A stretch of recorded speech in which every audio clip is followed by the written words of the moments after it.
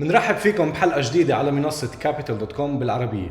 اليوم مع الرئيس التنفيذي للمنصة، ما أول مرة بتشوفوه. عملنا فيديو سابقا وحكينا بشكل مبسط عن capital.com وعن الشغلات اللي بيشوفها خلينا نقول مستقبليا، واليوم بنحب نرحب فيه مرة تانية لحتى نحكي عن مواضيع تانية. So Mr. Tariq, I would like to welcome you again on our Arabic version in capital.com.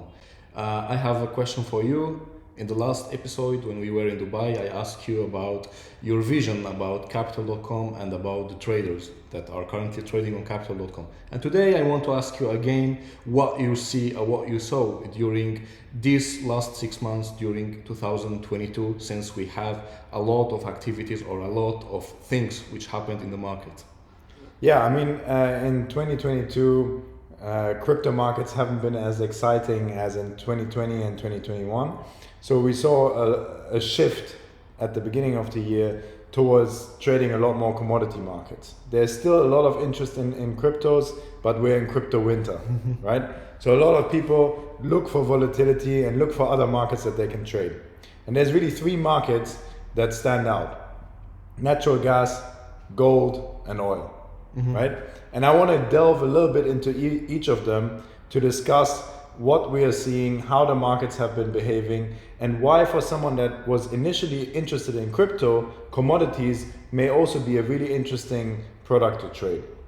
So if we look at natural gas, for example, it started at the year at $3.50.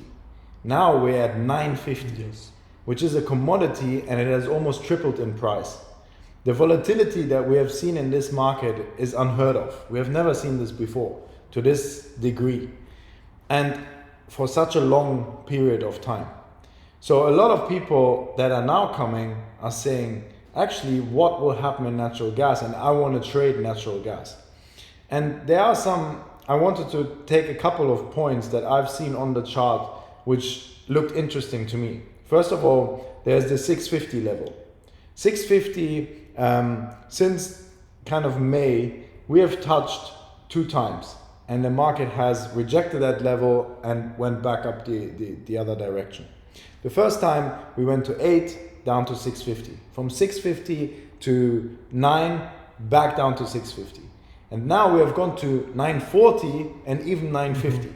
So we have seen 4 new all-time highs, right? And that's a very exciting market to trade.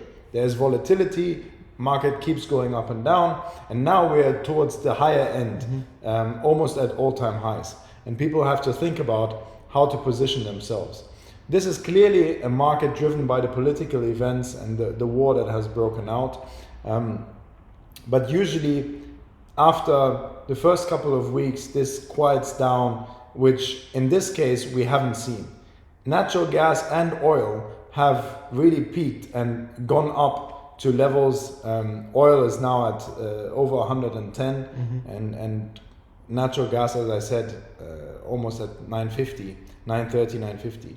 These are levels that are very high, but they just show the interest of the market and the volatility, and people are expecting and pricing in a lot more problems that are driving currently the supply issues. We can talk about many different reasons why this prices shoot up, but it's a very interesting market, and a lot of our traders are currently trading these markets.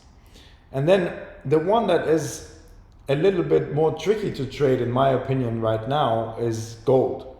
Gold, when the war broke out, basically went up $280 straight away from the 1800 levels to 2080, yes, like a straight line, right? And then it has kind of come down and peaked again at 2000, and then it dropped $200 from 2000 to 1800. And the last 2-3 weeks, we have really seen volatility come down. We have seen a head and shoulders pattern form on the technical chart if someone is interested in technicals. And now we're in this consolidation period. And that's usually an indication that the market is looking for direction. The market is looking, am I going to go back up to kind of like the 2000 levels, or is it kind of going to go down a lot more? And it's a safe haven. Gold is always a safe haven. and it's also driven by political events at the moment. But somehow it's not as effective as natural gas and oil, which are much more volatile in this period and attract a lot more investor attention. Okay. Do you think now we hear a lot from European Union that they want to make sanctions and to block the exports of the Russian gas and the Russian crude oil? So until now nothing happened, let's say. But if they're gonna do this, where the market will go? Yeah, that's a very tricky question. We thought that with the initial kind of sanctions which have been rolled out over the last few weeks and months, that the market would react very differently. But the Russian government has reacted in you have to now pay with rubles, and there's other buyers that are taking up the demand which came out of Europe and other jurisdictions. So the sanctions haven't actually worked that well with regards to commodity prices. Of course, it drove the prices much higher, but sanctions in the current format haven't really worked in the way that they were intended to. Okay, great. Thank you for this information. And I want to ask you again, what did you see in this year on Capital.com from the traders?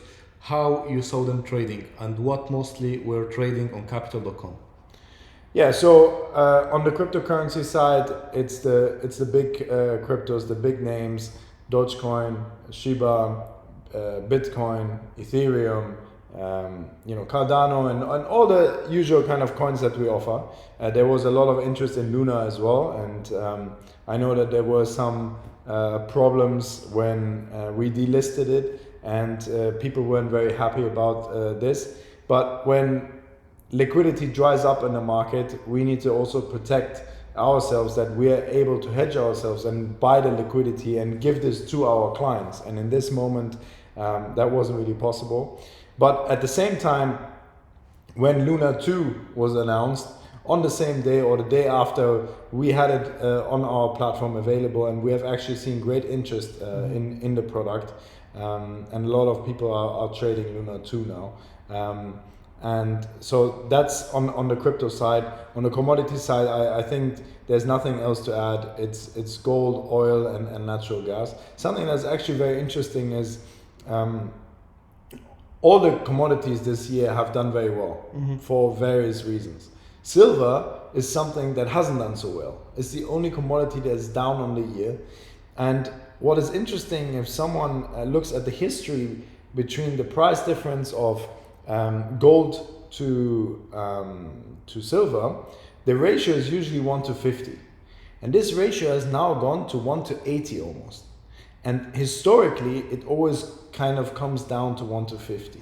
So either that could, if you want to make a trading decision on what to do with this, you may then say, I actually believe that gold is going to come much further down, or that silver is going to follow all the other commodities and pop and go much higher, right? Or vice versa. I mean, there's always two sides of the coin, but that's a very interesting correlation that has held true for so many years. And that's something that a lot of people are looking at. All the people that are interested in trading silver, they have kind of like patiently have to wait till something happens to their product, which just hasn't picked up interest from the investment community in the same amount that the other commodities have seen interest. And then something that has kind of come back into fashion, which we haven't seen for a long time, is currencies. So I know you have done a video on the dollar yen, yes, which is very interesting. I mean, 28% rise in 3-4 months since the beginning of the year in a currency is unheard of. That's huge volatility, right? We have talked about dollar strength. If since this war, the dollar has really picked up in value, whether it's against the euro, where we have gone down as low as 104, which is a very, very low level, and it's an important level that we have seen touch a couple of times, and it has kind of bounced off 200-300 points to 107, 106. But I don't think we have seen the end of that play yet. In America, they have started raising interest rates much quicker than in Europe. In Europe, they're talking about it, but there's all sorts of different issues that come with this. So we could see a retest of the support level of 104 if this continues and traders are not convinced that the monetary policy in the EU will follow suit or is as strong as in the US. And then you can look at cable against the pound. There we have also seen dollar strength, and that dollar strength momentum is a very interesting way to trade. So currencies are very interesting, and the US indices are always something that our traders like to trade and like to follow. So there's lots of different pockets of interest across the platform of people that like to take advantage of different opportunities. وهيدي كانت حلقتنا لليوم. بتمنى نكون قدمنا لكم معلومات مفيدة ومهمة للجميع. في حال عندكم أي أسئلة أو استفسارات اكتبوا لنا بالتعليقات، وإن شاء الله بنجاوبكم بأسرع وقت.